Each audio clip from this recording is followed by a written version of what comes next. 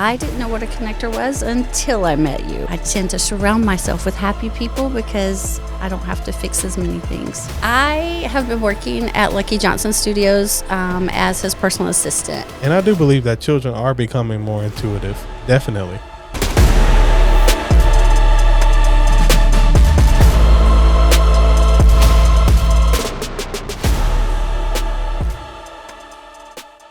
What's up, fam? Welcome back to another episode of Called to Serve podcast. I am your host, Reggie Hubbard, and I am here with a very magnificent guest, a connector by nature, Miss Jessica Manis. Now, I've known her for several years, and every time I look around, she's making a connection. She's meeting someone new. She's making moves. She's just always just moving. I can never keep up with her. Welcome to the show, Jessica. How you doing? I'm good, Reggie. How are you? I'm alive. I'm awake, and I feel great. We're above ground. That's all that matters. That's it. So, tell us about yourself. You obviously, I kind of spilled the beans a little bit. You're naturally a connector. How did that kind of become your thing? Have you always known that?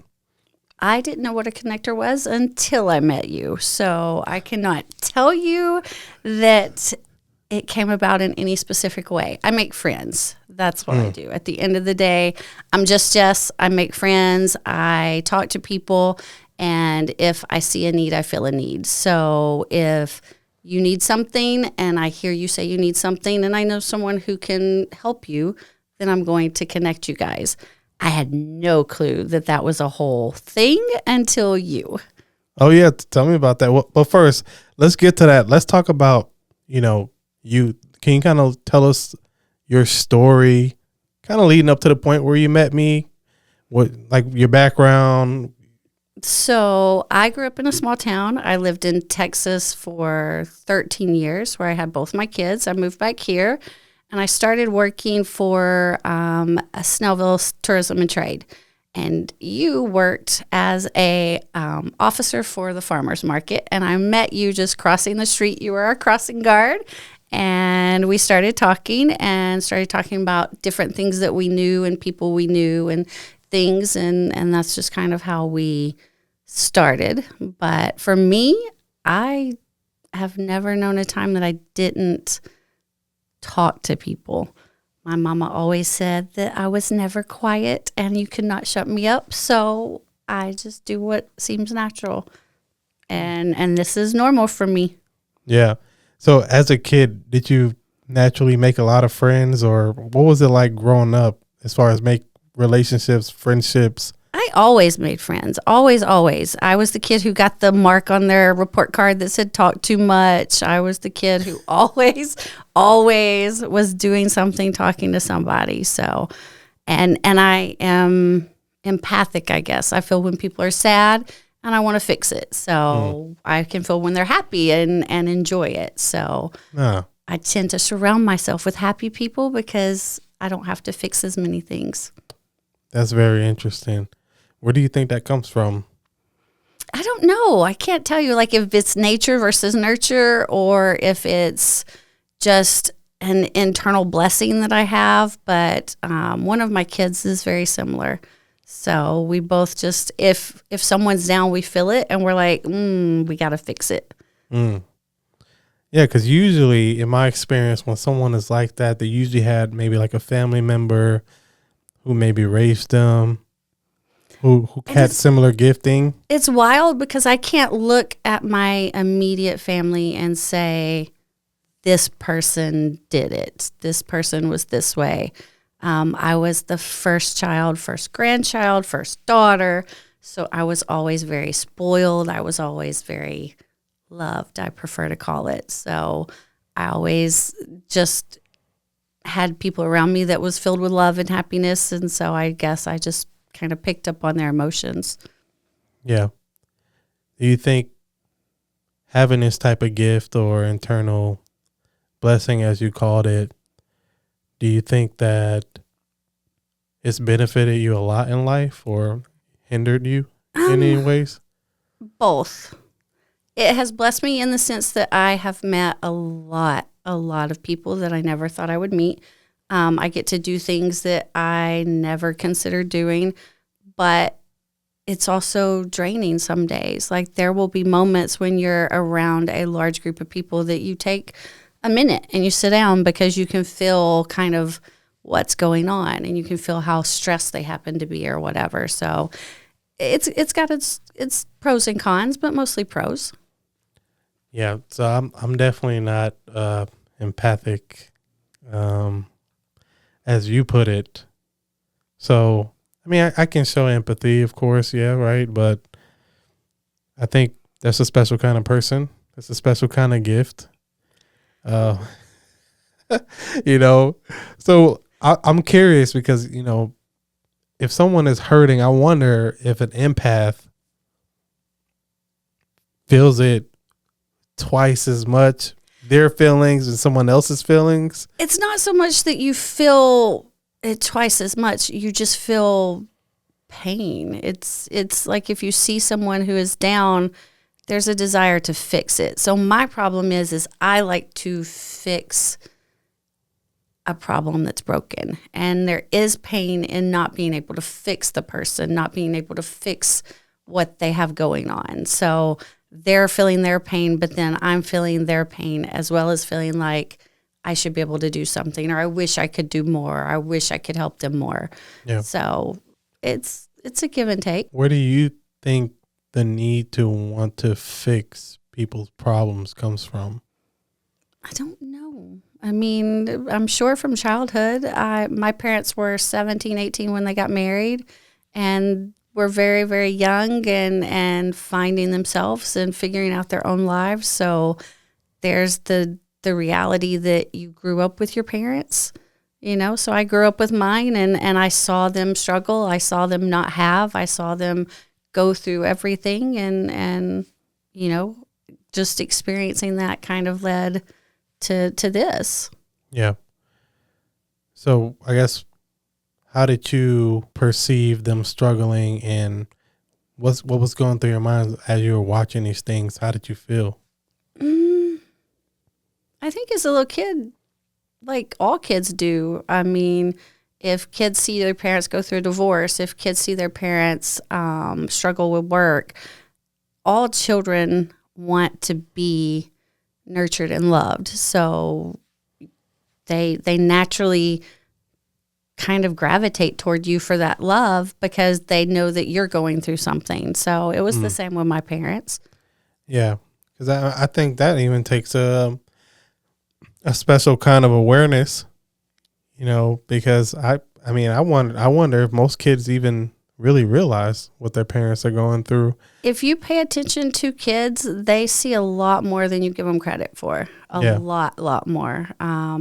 Even being very, very young, they notice when their environment shifts, if something is different, because kids are creatures of habit. Kids are creatures of needing consistent reinforcement, consistent love, consistent schedules. And if you as a parent aren't on your game, so to speak, then you're not doing that. If you're stressed about work, if you're stressed about money, if you're stressed about whatever, then maybe you don't have as much money to give them the things that they naturally were getting before. Maybe you're so busy trying to fix your problem that you don't give them the time that they need. So although you are living your life and doing the best you can as a parent, as a kid, your environment changes slightly. So they're going to see it.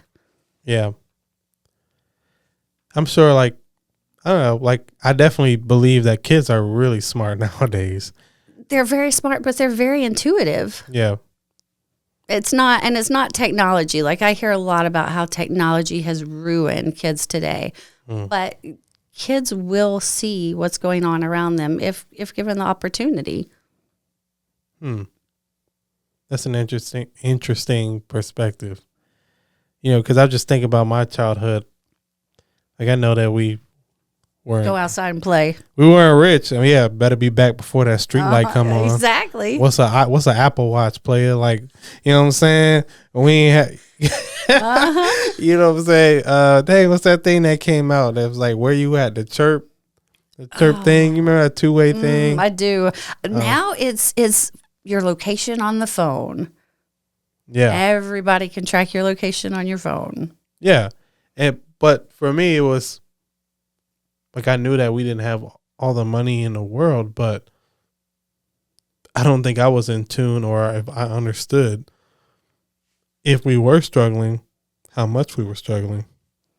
You didn't as a child, but you probably realize it more now because you saw it and you were aware of it. So your behaviors were different, whether you realize it or not, how you responded. You may have been better as a child that day. You may have not caused your mom so much stress. You may have not asked for that piece of candy. You may have just been happy with what you were given for dinner. Well, hold on. Let me stop you. I ain't asked for that piece of candy because before I went to the store, my mom was like, "You better not ask me for nothing. I'm gonna slap you." That I have heard before.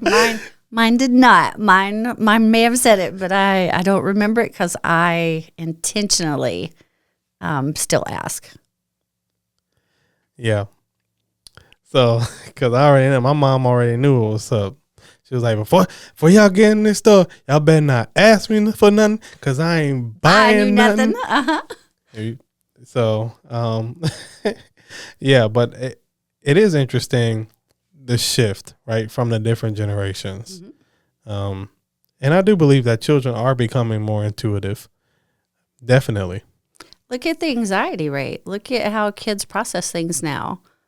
Yeah, 100%. And I think that's because I don't know if they necessarily feel the freedom to just be kids.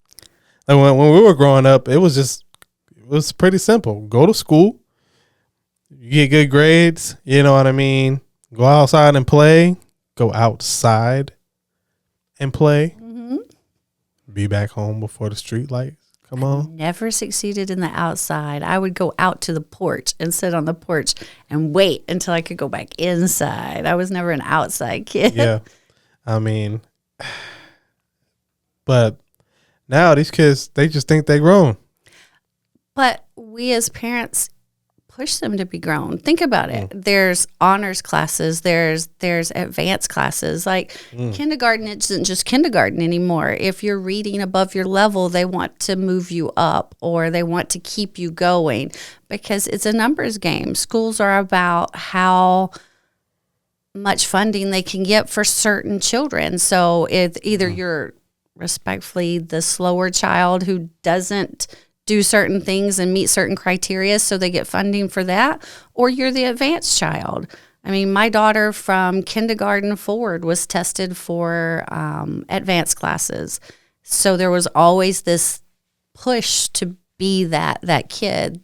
She's a type A personality. She is at UGA now, and she's still very, very driven, but it is something that we started from elementary school forward. Yeah. So kids just naturally are encouraged to be bigger now than they were when we were little. There was no gifted classes when we were in school. Like there was the kid eating paste over here and there was the kid reading a book over here, but there was no special class for either one of them. It's interesting. She had to say eating the paste. I mean, glue, paste, whatever it is. Oh man. I mean, the ones that super glued their fingers together, or they put the glue on their fingers to see their fingerprints. I mean, oh, that's hilarious. Oh, yeah. I definitely see that kids have more anxiety these days because they're under a lot of pressure. I mean, a 4.0 used to be a feat. Now you can't get into schools like UGA unless you got like a 4.3. Mm-hmm. It's amazing. Like my daughter graduated, I think, with like a 3.9, and it was so stressful.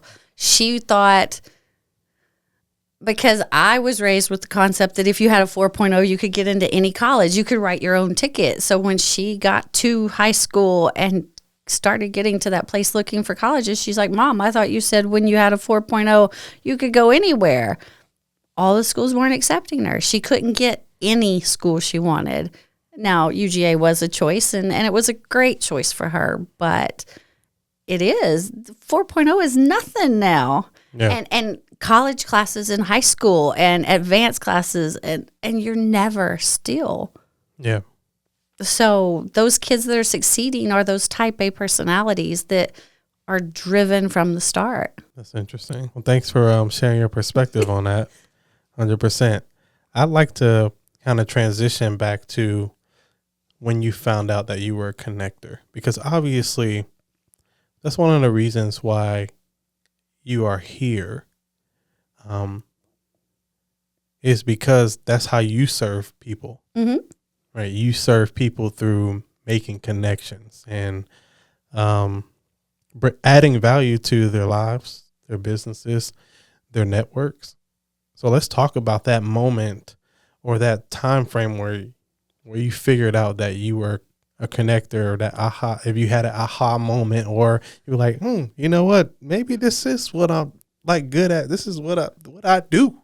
I think for me, I've done it for a long time, so I didn't realize that I was doing it so much as more the aha moment was talking to you and you pointing out that there was a word associated with it, that there was a title or a name associated with it. I have always been the person who meets people, says hello, finds out what you're doing, gets your number, all of those things. But it's always just been, oh, I know someone who can do that, or oh, I've got this, or oh, I know this. I know a guy. That's kind of my catchphrase. Like, wait, I know a guy. Yeah. You know. And so it wasn't until you and I started talking about it that I realized there was actually a purpose in it, because I just always seen it as just being me. There was nothing different in my eyes to me other than the fact that I was just being me. And then when you pointed it out, it was like, wait, hold on. People actually do this. People actually have jobs doing this. This is something that you can do that isn't just doing it for no reason other than doing it. So it wasn't till then that it really hit me that there was more. Yeah. I mean, there's no doubt that you have a huge talent for building relationships, maintaining relationships. It's a gift. I mean, it's who you are. It was clear to me when we had that conversation. I remember that conversation. You know what I mean? Mm-hmm. And I was like, yeah, this woman is a connector. And for me, like I said, it's so natural that I don't even realize I'm doing it. Yeah. I just do it. So if I'm talking to someone and I'm like they say, oh, I'm looking to get this new tattoo. And I'm like, oh, I know a tattoo artist. You should see my guy. My guy's great. You should do this. And it's not that I'm selling him or that I'm really a walking billboard for him. It's just I have a connection to him, so I know what he does, and I know that that's what you're looking for. So it's like, okay, go there. 100%. I mean, I've had people hit me up. Hey, yo, I met Jess, and she told me about you.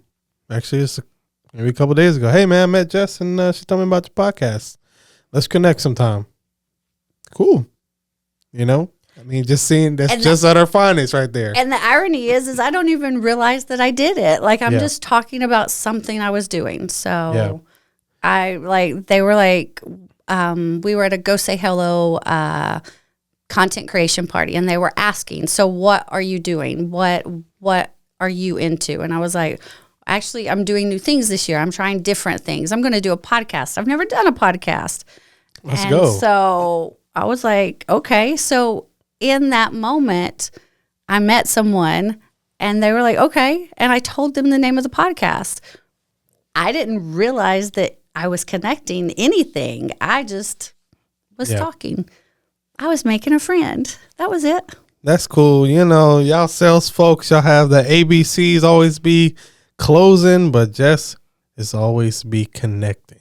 Thank you. That's like your thing right there. Yeah, it's fun for me. It's making people happy matters.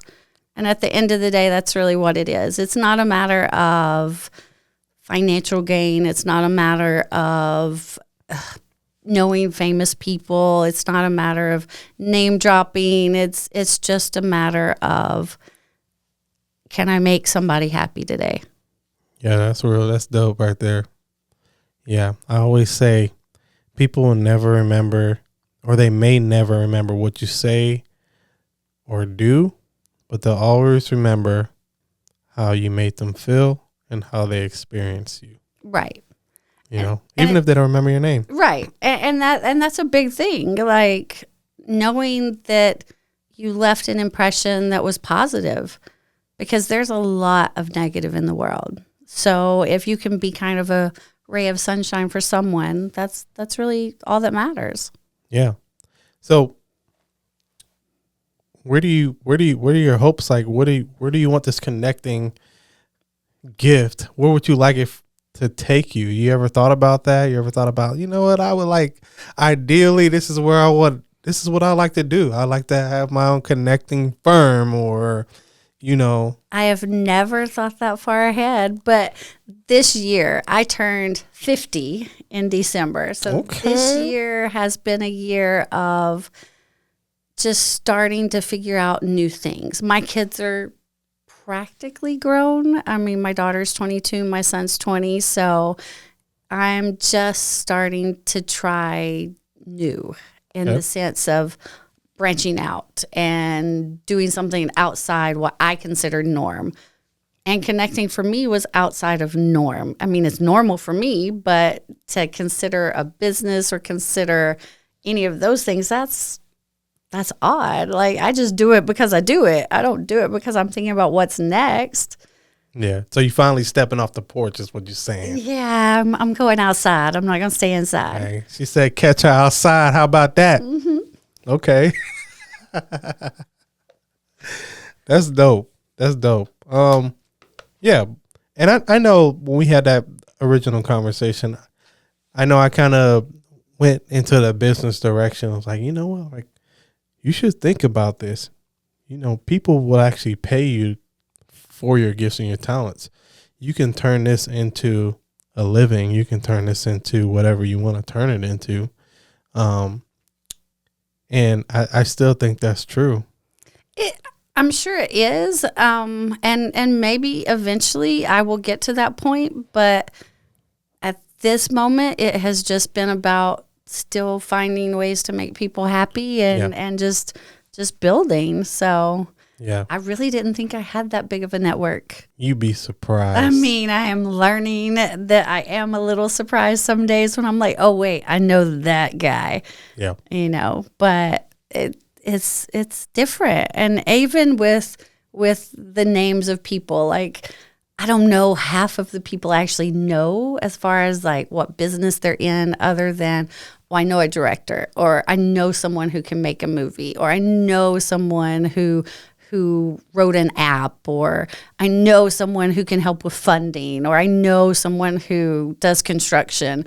But until you sit down and you start like a Rolodex of people and you start really looking, you don't realize how many people you actually know. Yeah. I mean, when you think about the numbers, right? The average adult has anywhere from 300 to 1,000 contacts in their phones. Yeah. So we're talking multiples.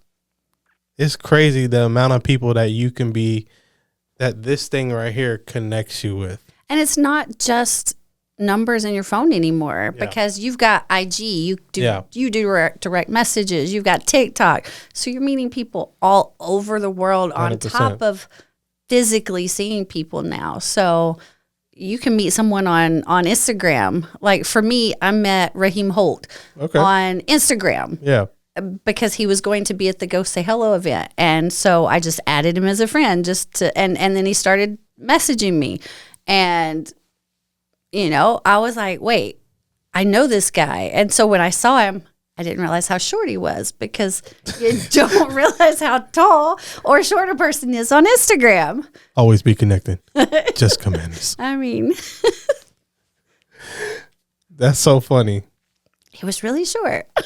Yeah. Well, you know, not everybody is blessed to be as tall as me. I mean.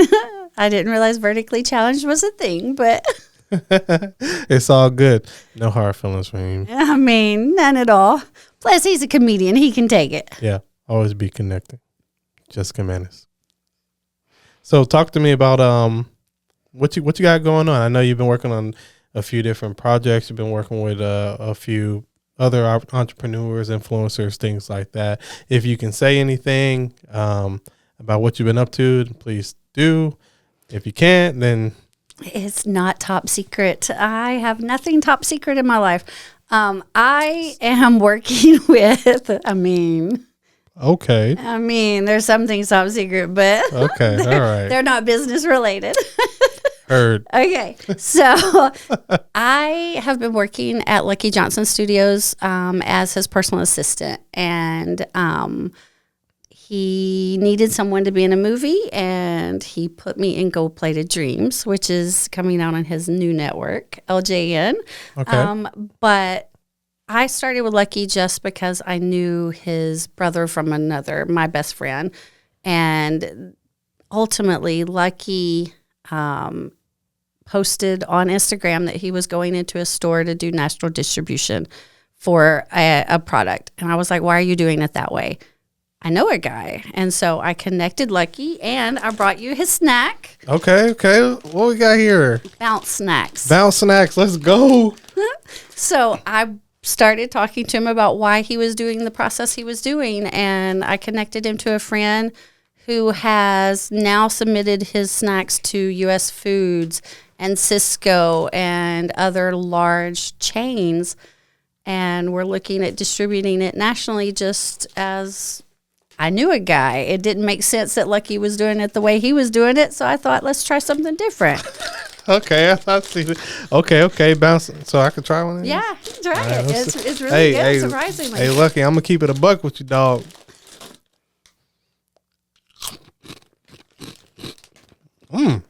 Oh, what, that barbecue? Mm-hmm. You were expecting a Cheeto, weren't you?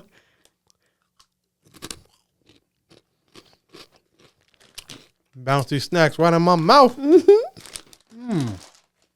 Those are good. They're not bad, right? Not bad at all. I was surprised when I tasted them. I was like, it's like wrap snacks. Like people put their face on something. I'm like, I'm not so sure I'm going to like it. But after I tasted it, it was really good. Yeah, that'll go good with like a hot dog or a sandwich, maybe a pub sub.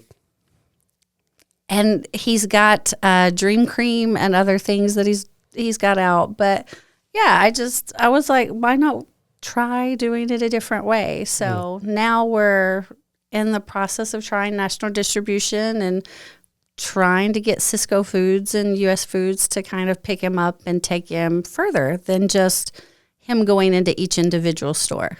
Yeah. Always be connecting. Jessica Manis. So you've been busy. I have been busy, obviously. That does not surprise me at all. It wasn't, but it doesn't feel busy. Yeah.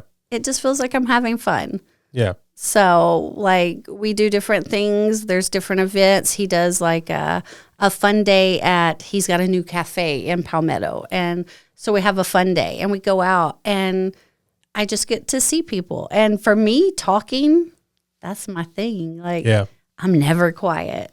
Maybe when I'm asleep, but I'm betting I make noise when I'm asleep, too. I bet you talk in your sleep, too. I bet I do. So, we need to do a sleep study on always be closing. Jessica Manis. We do not want to study me sleeping. Sleep study. but yeah, so I get to talk to people and I enjoy it. So that's really all that matters to me. Yeah, and it seems like people enjoy talking to you also. It's surprising sometimes. I don't find myself that interesting. See, I think that's what makes you so interesting.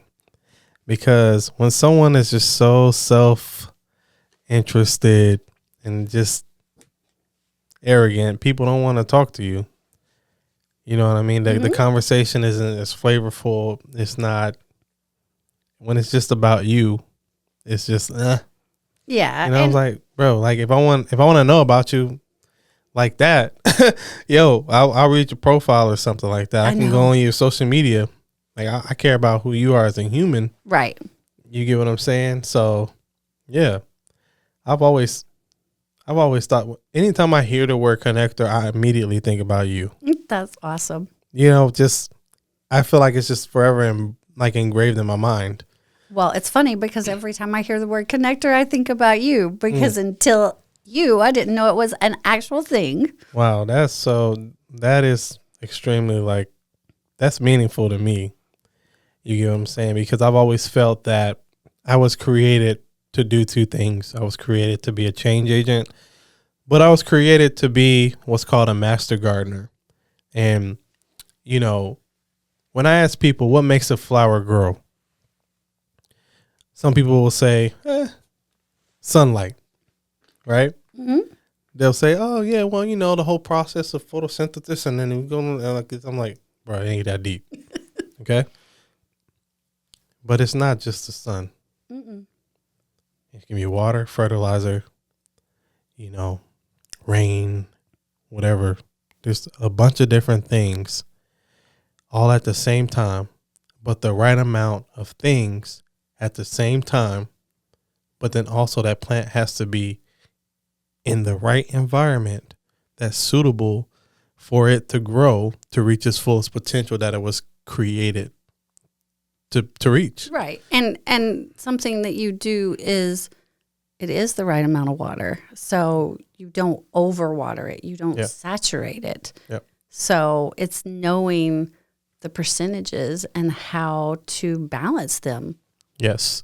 And, you know, that's exactly, people are like plants. Some people need a little bit of sun. Some people need a little bit of fertilizer. Some people need to be in a completely different environment. Some people are needy and need it all. You know what I mean? But all at the same time. But a master gardener is gifted and skilled to know what this person needs. Because this person may need water. This person may need sun. This person may need just a completely different environment. Mm-hmm. Right? Because we're all predestined for greatness. I truly believe that. Mm-hmm. Right? So being able to look and see what this person needs. And I think, honestly, in your case, in that specific conversation, all you needed was words of affirmation. Right. You know what I mean? And ironically, it is my love language. Well, my secondary one. But What? Yeah. Come on. Who would have thought? Man, that's awesome. Mm-hmm. So you're not sure where you want to go with the connector thing just yet. I'm not sure where I want to go with anything just yet. I mean, I love what I'm doing now. Like I said, this year is kind of my year of yes. I am just doing new things. If someone presents me with an opportunity, I just kind of take it and try it. Because at this point in life, I've done all the other things. I've tried all the other paths. And so now it's about just finding something that I'm more passionate about. Connecting is one of those things because it's easy. It's not even so much a passion as much as it's a way of life for me. Yeah. Oh, yeah. I've seen that. Because that's pretty much what you were doing when you were working for the city when I met you. Mm-hmm. I mean, what all did they have you doing? I know you were doing a lot of marketing, going from event to event, you know, business owner. She came to my studio, you know. Right. It is. And ultimately working at the city, it was kind of just meeting people and marketing the events that the city did, reminding them of the city council meetings, reminding them of the business meetings that we were having, and just kind of asking them to come out. Well, a friendly face makes you want to come out, but an angry one or a grumpy one makes you want to stay home. So it was very easy for me to just say hello to people and remind them, oh, you've got to come to our next concert, or, oh, don't forget we've got the farmer's market, or, oh, we've got a city council meeting, or, you know, if they said, I want something to change, I want something to be different, reminding them that they have a voice, they can do it. So it was something that we were always trying at the city to do. And then It's just something I do naturally as well. And then I also worked at Roadhouse, and we worked with the police station. And so even through that, like, we were giving food out and we were doing things. Yeah, I remember that. You actually hooked me up with Texas Roadhouse, and we did a like a raffle type of thing, Right. with my studio, and for some, I can't remember what the I event want to say it was Father's Day. Yeah, it was a photo I shoot. think Somebody it was wanted a photo Father's Day shoot. or Mother's Day. Yeah. What we did was Roadhouse has a concept where it's called co-branding. So in essence, we market you, we put your information out on our email blast and say, come in, eat, sign up for our co-branded event. And you were one of the brands that we promoted. Yeah, that was dope. I appreciate that. I mean, it's always what can you do next? Always be connecting. Jessica Menace. That's me. Right, that's gonna be stuck in your head. You're probably gonna dream about that tonight. I'm like, you can hear my voice when you wake up. Always be connecting. Jessica Menace. Yeah, I mean, literally, you're always connecting. I love that. I think that's part of the reasons why we're here on Earth, is to connect with each other, to form a community. It is. And make people, I mean, I keep saying it, but making people happy. Like, there is so much in life that is miserable. Everybody has to pay bills. Everyone has to pay taxes. Everyone has to do a lot of things. So happiness is not something that is always a focus, but if you're around me long enough, you will find out that I am always kind of a ball of happy. You may want to like tone it down a little. You might want to be like, could you be quiet for 5 minutes? But at the end of the day, you realize that it was beneficial to be around me, that it brought you joy. And that's kind of my thing. I want to know that I always bring you joy. Yeah. That's very dope. That's very dope. You know, I like that. And it's you. Mm-hmm. It's your authentic self. That's what you do authentically every day. And I can see you're passionate about that. It's the way you light up when you talk about making people happy. I mean, I wouldn't know what to do without it. So it is definitely a core me concept. All right. So tell us a little bit about yourself. What do you like to do for fun besides connecting? Well, connecting isn't for fun. Connecting is like breathing. It's like blinking. Okay, it's not something I do intentionally. Things I like to do for fun. I play poker. I play a lot of poker. You see your poker face. I don't have one. Oh, that's scary. I don't have a poker face. She's the most dangerous opponent. Y'all watch out. Yeah, somebody gonna have to give me some money so I can play because I'm always broke.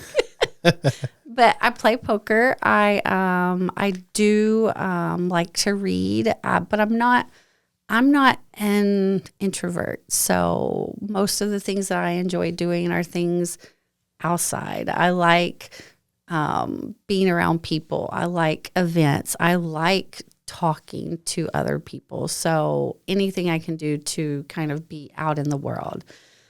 I will go hiking, but I need someone to go hiking with because I get very bored by myself. I mean, there's a lot of sound in my head by myself, so it's always got to come out. I feel that. I'm on the extroverted side as well.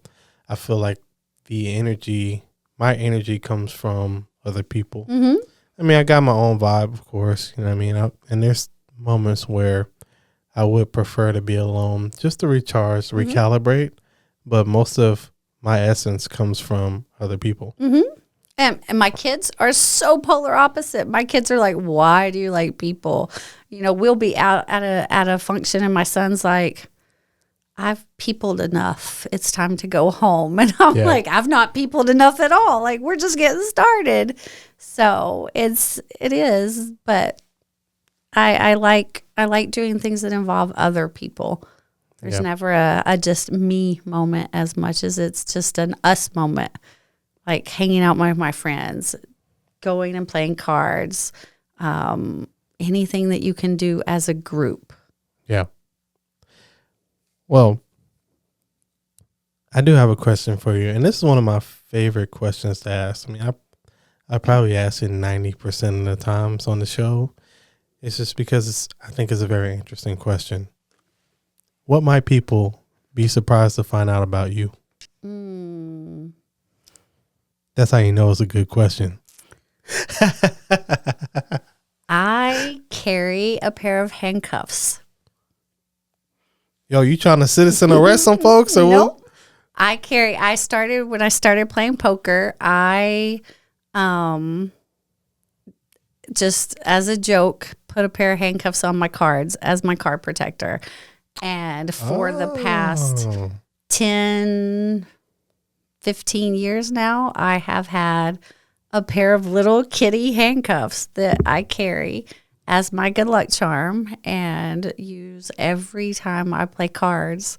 So it's just a little thing that is uniquely me that no one, unless you play cards with me or you've seen me out and had to open my purse in front of security or Gwinnett County PD, you don't realize that I have a pair of handcuffs in my purse.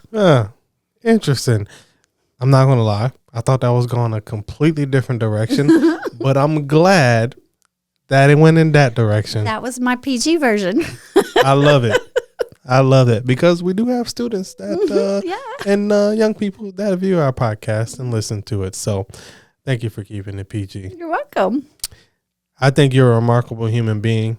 There's no doubt that you are a light that shines in whatever room that you walk into. If you are there at an event, it won't take long for people to notice you. You make yourself known. That's who you are, right? You've connected me. You've connected so many other people, and people contact me because they met you and this whole shebang thing going on. And I didn't even realize I did it. And didn't even realize you did it. So, before we're coming up on time, but before we let you go, I got something for you. So this is a custom Call to Serve podcast challenge coin. Oh, thank you. That we have minted, and what it is and why we decided to do this. And our slogan is serving those who serve others. What I would like that to be for you as a reminder of a life of service. I wanted to remind you why you do what you do. Because obviously it's not for the money, as you stated, right? And you said it's not for fun. It's like breathing. That's deep. Mm-hmm. That's real deep. You know what I'm saying? I want that to be a reminder. So put it wherever. Put it on, your dresser, your vanity. Put it in your purse with my handcuffs. Just don't handcuff it, please. Okay. Okay. It needs to be free. Mm-hmm. Okay. Right, but that's what it's for. It's just a service reminder, but it's a token of gratitude. Thank you. For you being willing to serve other people the way that you do. Thank you. There's no doubt that the impact that you have already made, right, and the impact that you will make is going to be grand and great. And we're just getting started. All right. So before we let you go, is there anything else that you want to say? Anything like that? Not really. I don't really think about myself that often or talk about myself that often. So I appreciate the fact that you saw me for me, and that's a key thing. I definitely notice. I love when people notice the inside and notice the heart. Like if you were to ask what my strength is or who I really am, I'm heart and personality. That's the most key components of me. So I appreciate the fact that you guys have seen it. Yeah. Well, appreciate you being willing to come up to me and speak, right? Because you came up to me and we kind of spoke and connected, right? Mm-hmm. And I always believe one of my favorite sayings is closed mouths don't get fed. Nope. You get what I'm saying? So if you're trying to eat, you got to open that mouth, right? So, well, thanks for coming on the show, Jess. Have to get you back sometime. I would love to staying. See what's next. Yeah, exactly. 100%. And until next time. Till next time. Thank you.